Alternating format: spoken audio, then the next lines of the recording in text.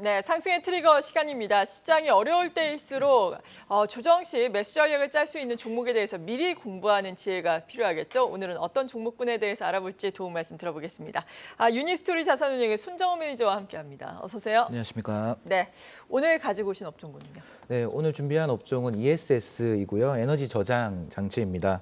제가 개인 사정으로 3주 정도 만에 다시 나왔는데요. 네. 그동안 주식시장이 많이 어지러웠던 그렇죠. 상황이었는데 오늘부터 시장이 다시 반등을 해주길 기대를 하겠습니다. 네. 시장이 혼란스러울 때는 지금 당장 실적 성장이 좀 보이는 분야에 좀 더 집중을 할 필요가 있다고 생각을 하는데 최근 이 실적 성장에서 주목을 받고 있는 분야가 ESS라서 준비를 해봤습니다.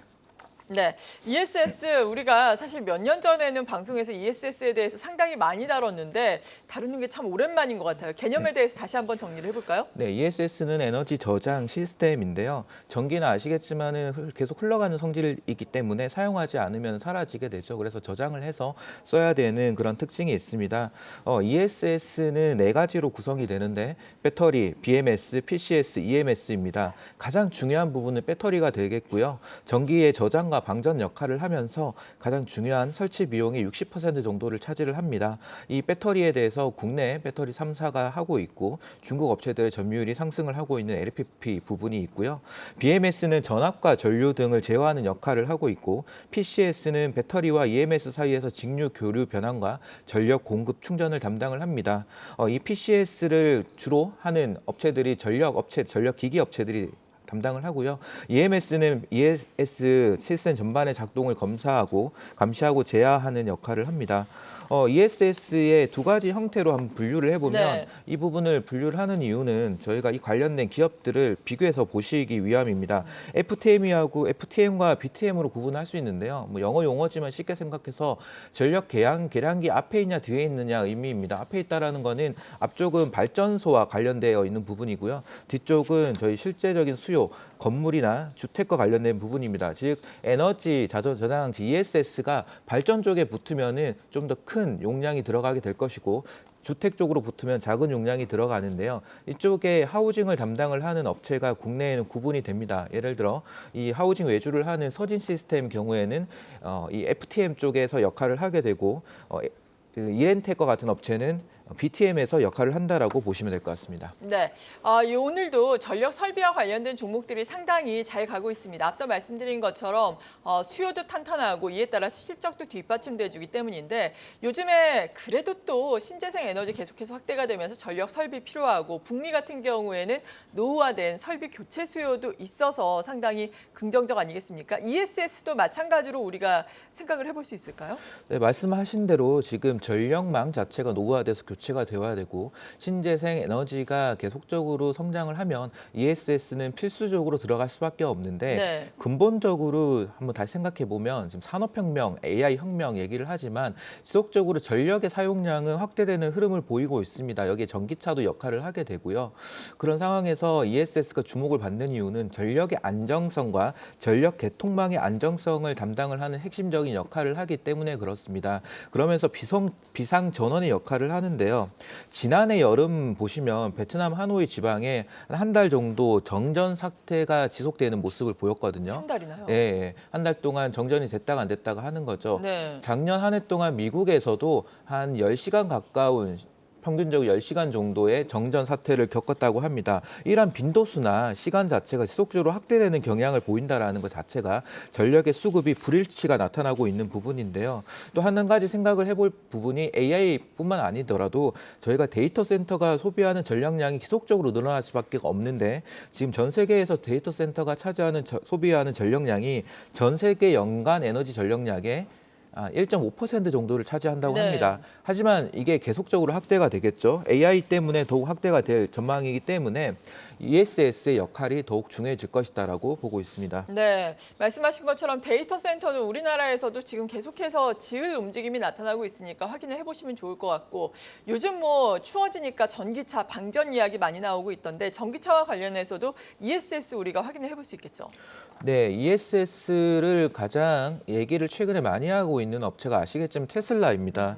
테슬라는 작년 3월에 이런 얘기를 했는데요. 미래의 에너지 대전환이 이루어지는 상태 상태에서 에너지 저장 용량은 240테라와트시 정도를 제시를 하고 부문별로는 ESS가 24테라와트시, 전기차가 115테라와트시를 담당을 할 것이다라고 얘기를 하는데 여기에서 전기차가 의미하는 거는 전기차의 배터리를 우리가 사용만 하는 게 아니고 네. 공유하고 활용을 하는 측면에서 얘기를 하고 있습니다. ESS 역할을 하겠다라는 것이죠.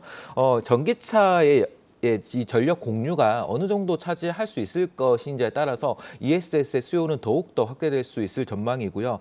여기서 한 가지 더 생각해 볼 부분은 이제 전기차의 배터리는 전력을 자유롭게 트레이딩하는 그런 기술이 중요해지는 영역이 올 것이다라는 거고요. 이거를 수익화하는 시장이 열리게 될 것인데 아무래도 가장 잘할 수 있는 테슬라 쪽이고요. 이러한 소프트웨어의 경쟁력을 가지고 있는 업체도 보실 필요가 있겠다라고 생각을 합니다. 네, 우리나라의 ESS 성장 방향을 보자면 어떻습니까? 긍정적인가요? 지금까지 한국의 ESS 시장은 성장이 미진했습니다.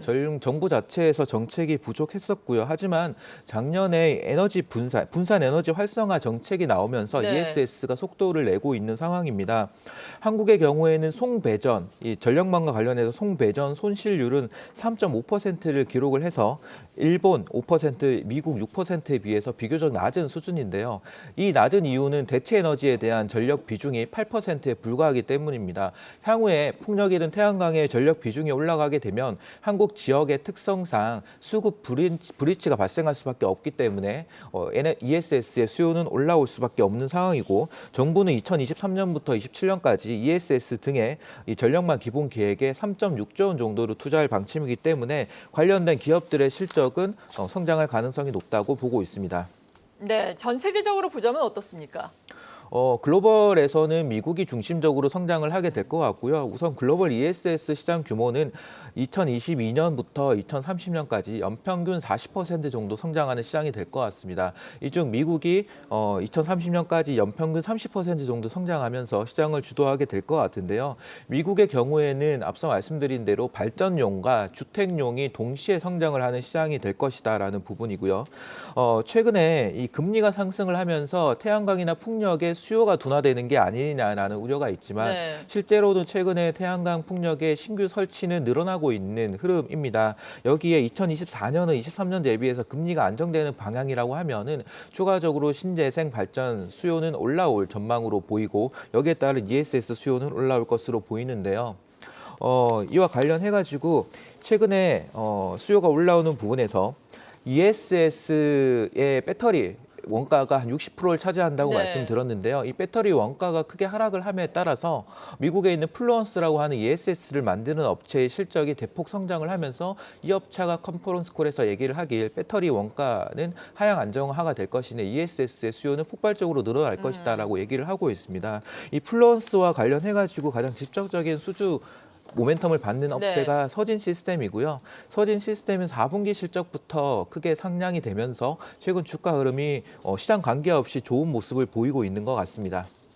네, 그렇다면은 가장 중요한 것이 ESS와 관련해서 밸류체인 관련된 종목들 혹은 가장 유망하게 보시는 종목 아니겠습니까? 네, ESS를 직접적으로 100% 가까운 수준의 비즈니스를 하고 있는 네. 국내 기업은 사실상 없고요. 관련주를 좀 정리를 해보면 다음과 네. 같습니다. LS 일렉트릭, 효성중공업, 현대일렉트릭. 전력 설비 3인방 업체들은 기존의 PCS, EMS를 하면서 ESS 자체를 구축하는 비즈니스를 하고 있기 때문에 가장 직접적인 영향을 받고 있지만 이들 업체들의 단점은 매출 비중이 비교적 낮기 때문에 전반적인 전력망, 전력 설비 수혜에 대해서 생각을 하는 게 맞을 것 같고요. 앞서 말씀드린 대로 서진 시스템이 플루언스 그리고 다른 미국의 고객사를 지속적으로 확보를 하면서 성장 수혜가 계속 커질 부분이고요. 그 외에 솔로엠은 펫배터리 관련 재사용 휴대용 ESS를 개발을 하고 이렌텍이 가정용 ESS 배터리 팩을 OEM을 하는데요. LG전자 쪽으로 들어가고 삼성 SDI 쪽으로 들어갑니다. 이쪽에 대한 수요가 주택용으로 크게 늘어날 수 있다는 부분 그리고 슈퍼 커패시터라고 해서 ESS와 같이 수요가 올라가는 소재가 있는데요. 이쪽은 비나텍도 하고 있고 최근 상장된 LS 머티리얼즈도 하고 있고 여기 관련된 또 기업은 나노팀, YM텍도 있으니까 관련 기업들 비교해서 주가 흐름을 보시면 좋을 것 같습니다. 네, ESS와 관련된 밸류체인까지 정리를 해봤습니다. 유니스토리 자산운용의 손정우 매니저와 함께했습니다. 고맙습니다. 감사합니다.